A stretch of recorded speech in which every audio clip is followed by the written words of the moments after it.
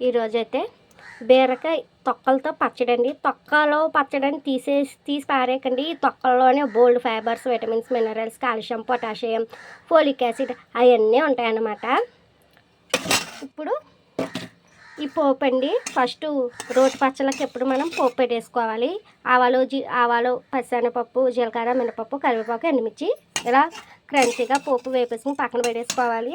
ఇప్పుడు ఒక కడాయి పెట్టుకుని స్టవ్ ఆన్ చేసుకుని బాండీ పెట్టేసుకుని అందులో 1 స్పూన్ ఆయిల్ వేసేసుకుందాం. ఇంకండి ఇలా బాండీ పెట్టేసుకుని ఆయిల్ వేసేసుకుందాం కదా. ఇప్పుడు ఈ తొక్కలన్నీ చక్కగా వాష్ చేసేసుకుని బాగా కొంచెంసేపు ఫ్రై చేసుకోవాలండి.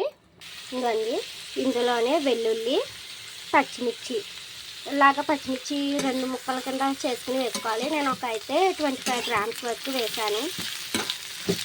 బాగా వేసుకోవాలండి బీరకాయ తొక్కలతోటి.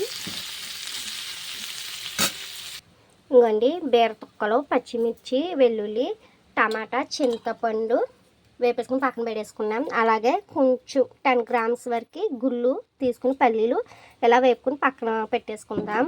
ఇప్పుడు ఇవన్నీ టోటల్గా మిక్సీ పెట్టి చూపిస్తాను. ఇంకోండి మన టేస్టీ బీరకాయ తొక్కల పచ్చడి రెడీ అయిపోయింది.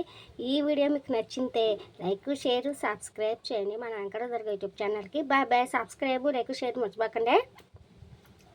నా ఛానల్కి మోటివేషన్ అవే అండి. మీ లైక్, షేర్, సబ్స్క్రైబ్ మీ ఆదరాభిమానాలే గుర్తుంచుకోండి. Thanks for watching. Bye. Keep smiling.